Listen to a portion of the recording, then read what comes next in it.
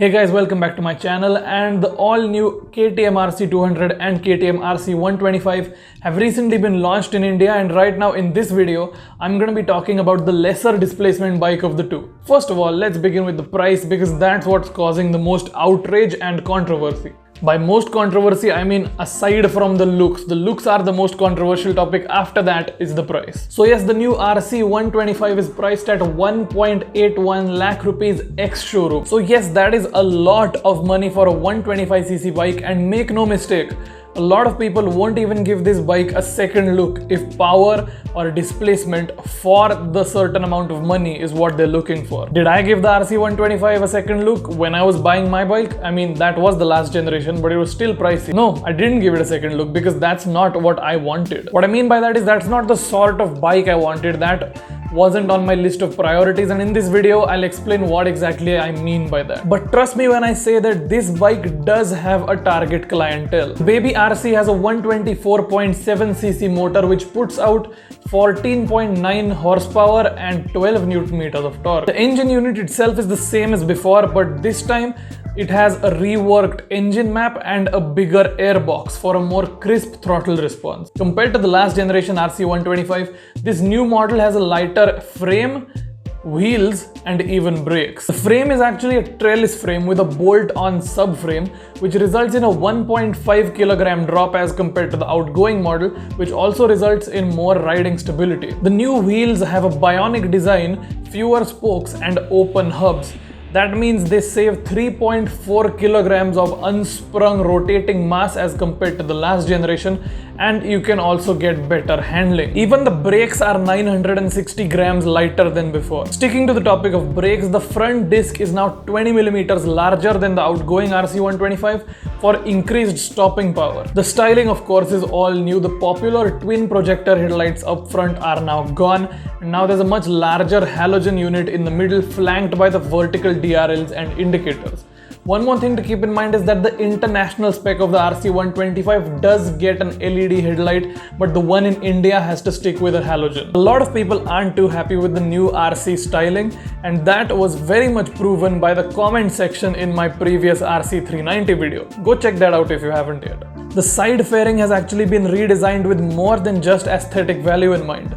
The fairing is designed to redirect hot air away from the rider's legs. This, coupled with improved airflow, means that this generation RC125 runs cooler than ever before. At least it promises to run cooler than ever before, regardless of what riding environment it's in. The seats are also more ergonomically designed than before. The sculpting is done more ergonomically, and the foam properties are better so that comfort can be amplified, and the outer material is a hard-wearing leather, which is very good for all-weather riding properties. This is especially true for the pillion seat, which now has thicker foam in it, which means that the pillion will be much more comfortable as compared to the last generation. If you see the last generation seat, in terms of comfort, this new generation is a quantum leap ahead. Although I'm sure people who liked the previous cowl design seat won't be too happy with the appearance aspect of this. The body sculpting of the RC is done in such a way that the rider's body can have the maximum contact with the bike for optimum control over the motorcycle. The redesigned bodywork gives more wind protection, better aerodynamics and a higher top speed. So even if you guys don't like what it looks like, just keep in mind that there are a lot more things and a lot of more thought which goes into making the fairing design and the front design than just the appearance aspect. I agree they could have made a better job of it. They could have made it more stylish, but the reason it is like that is because it does have better high-speed aerodynamic stability, wind protection properties. While the international spec RC125 gets a TFT display, in India we have to skip on some of those luxuries. Like I said earlier, we don't get a LED headlight either. So even here we get the LCD unit, the rectangular LCD unit like we see on the Adventure 250. So yes, there is a lot of good stuff on this bike that wasn't on the previous generation. But the real question is this motorcycle for you? From all the improvements and the enhancements that I just talked about, you will have noticed that the RC125 is very much a low capacity race bike. It doesn't just look like a sport bike, it's equipped for the job, it's got the dynamics for the job, it's got the frame which can deal with these things. This is the sort of bike on which you can learn track riding on, accompanied by a low capacity, less intimidating engine which is easier to master and control. Of course, you can use it on the street as well, no doubt it will be a great bike on the streets, but its main focus is to be a focused race bred bike with a low capacity engine. That's what was kept in mind while designing this class of vehicle. You just need to remember that. That's the purpose of this motorcycle. It's to race. It's to make sure that riders learn to race on it, ride aggressively. It aims to be a focused bike. It doesn't want to be an all-rounder. It doesn't want to be value for money.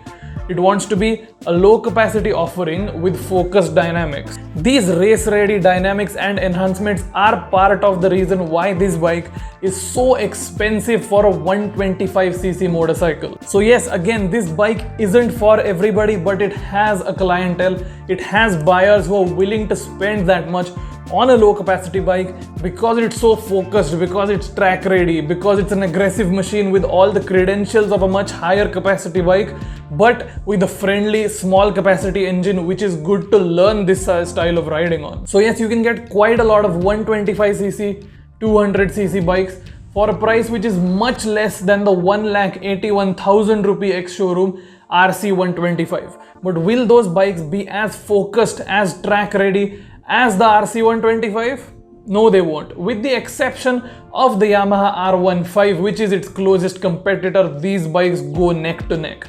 Except that bike, the others, Pulsars, Apache, MT15, FZ25, those are all-rounders. Those are the safe options. Those are the ones that everybody buys because they do a lot of things very well. This bike is designed to do one or two things exceptionally, and that is focused riding, track riding, and being a very focused machine overall with a low capacity manageable engine. So that's the KTM RC125 for you. Let me know in the comments what you think of this bike. Would you consider spending this amount of money on a 125cc bike if it had these track credentials and this whole race bred spec? Again, it's not for me, it could be for you. It's a great bike for what it does. If you liked the video, don't forget to leave me a thumbs up. Check out my other videos on the channel as well. If you subscribe to my channel, I would really appreciate it. And hit the bell icon so you don't miss the next videos. I'll catch you in the next one, and ride safe.